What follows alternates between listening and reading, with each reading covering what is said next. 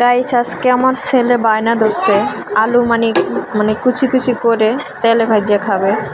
তা আমি কি করব, এখানে আপনি 3টা আলু নিয়েছিলাম। প্রথমে চোকলা ছাড়াই এখন আমি চিকন চিকন করে ভালো করে কেটে একদম লম্বা লম্বা করে কেটে নিলাম।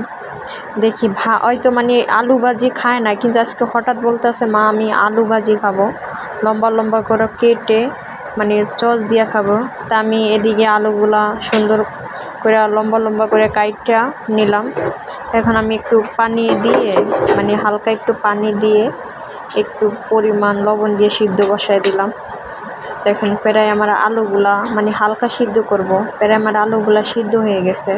আমি খুরসনের আগা দিয়ে দেখতে আসি আমার আলুগুলা সিদ্ধ হয়ে গেছে কিনা।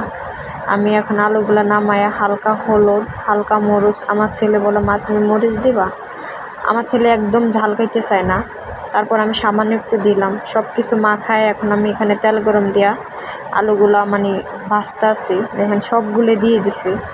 এখন আমি এটারে মানে মানে আস্তে আস্তে পুরা জাল দিব, মানে বাঁচতে বাঁচতে পুরা দেখবেন একটা ভাজা হয়ে গেছে, লাল হয়ে গেছে। দেখেন আলু ভাজিটা দেখতে কিন্তু অনেক সুন্দর হয়েছে।